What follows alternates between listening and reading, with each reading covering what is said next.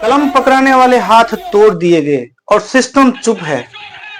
सिर्फ गलती इतनी थी कि शिक्षक ने पूछा भर्ती कब होगी, पारदर्शिता कब आएगी, और जवाब मिला थप्पड़, गाली और लाठी। कितनी शर्मनाक बात है कि जिस शिक्षक ने हजारों सिपाही बनाए, उसी शिक्षक को आज मर्दानगी सिखाई जा रही है, वो भी वर्दी वालों डंडे से। क्या अब सवाल पूछना अपराध हो गया है? क्या अब शिक्षक होना गुनाह है? अगर यही है नया भारत तो याद रखो, शिक्षक चुप रह सकता है लेकिन झुक नहीं सकता है। शिक्षक का हाथ तोड़ा गया, क्या यही राष्ट्र निर्माता का सम्मान है? जिस शिक्षक ने हजारों पुलिस वालों को सिखाया कि देश क्या होता है, उसी को पुलिस ने सिखाया डंडा क्या होता है। ये शर्म की नहीं बेशर्मी की हद है। हाथ नहीं तोड़ा गया, भरोसा तोड़ा गया, आत्मसम्मान तोड़ा गया। बस में 4 घंटे बैठाकर अपमानित करना, क्या यही है लोकतंत्र? शिक्षक को 4 घंटे तक बस में भूखा प्यासा बैठाकर मानसिक रूप से तोड़ा गया, जैसे कोई अपराधी हो। किस जुर्म में? सवाल पूछने के जुर्म में। क्या सवाल पूछना अब सड़कों पर खींचे जाने का कारण बनेगा? नहीं, ये गलत है। मर्द होते तो पुलिस में होते, ये कहा पुलिस ने एक शिक्षक से।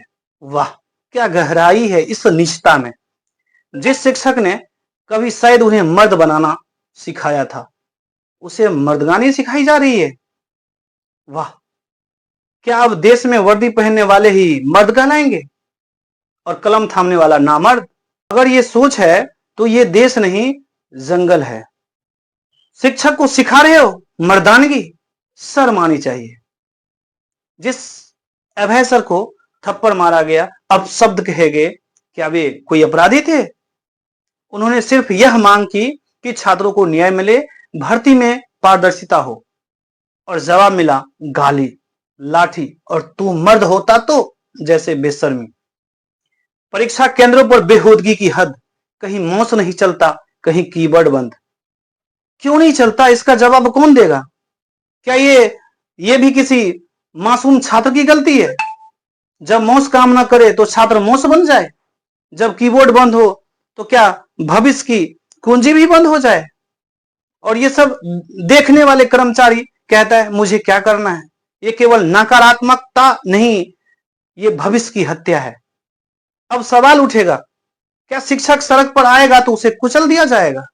किस संविधान में लिखा है कि शिक्षक प्रदर्शन करे तो उसको हड्डियां तोड़ दी जाएगी? शिक्षक को चुप कराना लोकतंत्र को चुप कराना जैसा है। जिस देश में शिक्षक अपमानित हो, वहां न भविष्य बचेगा न ही संस्कृति। सरकार और एसएससी सुन ले, शिक्षक अब सिर्फ पठन पाठन नहीं कराएगा, अब व्यवस्था को बढ़ाएगा कि असली मर्द कौन होता है। हम माइक में बोलते थे, अब सड़कों पर भी बोलेंगे। अगर शिक्षक का अपमान बंद नहीं हुआ तो भर्ती प्रक्रिया भी नहीं चलने देंगे।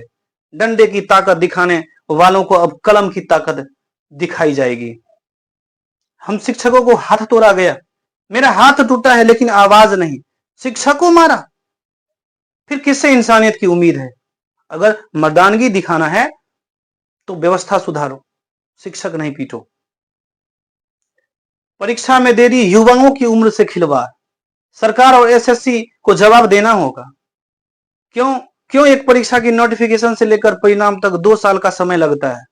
क्यों 24 साल की उम्र वाला छात्र 27 होते होते केवल एक टीयर पार कर सकता है? यह लापरवाही नहीं, यह युवा जीवन का मजाक है। पेपर लीक करवाते हो, पेपर लीक होता है इसका मतलब मेहनत के साथ धोखा। हर साल एसएससी के पेपर लीक होते हैं और सरकार चुप रहती है। क्या हमारा भविष्य सस्ते सौदे में बिक जाएगा? एसएससी, सीजीएल, एमटीएस और जीडी, हर परीक्षा में केवल लीक एक परंपरा बन चुकी है। हम मांग करते हैं पेपर लीक मामले में समयबद्ध सीबीआई जांच और दोषियों को उम्र कैद की सजा दी जाए। पारदर्शिता की हत्या, कैसे यह सिस्टम है? आंसर की बदल जाती है, कट ऑफ मनमाने तरीके से तय होती है और कोई जवाबदेही नहीं। क्या एसएससी कोई निजी दुकान है? सिलेक्शन क्राइटेरिया तक घोषित नहीं होता। हम मांग करते हैं पूरी चयन प्रक्रिया को आरटीआई के तहत पारदर्शी बनाया जाए।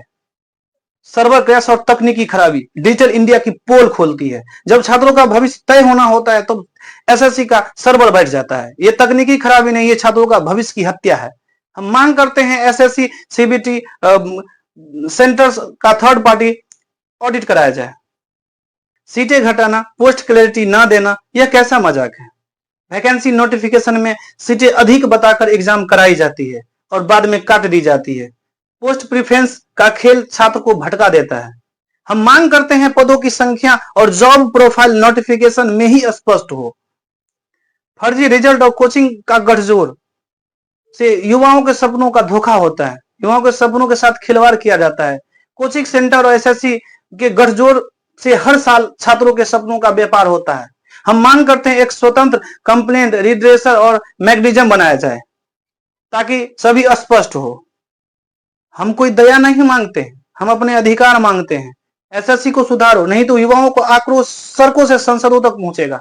सरकार याद रखे, आज का छात्र चुप नहीं संगठित है। भर्ती नहीं तो वोट नहीं, ये नारा अब हर युवा की आवाज बनेगा।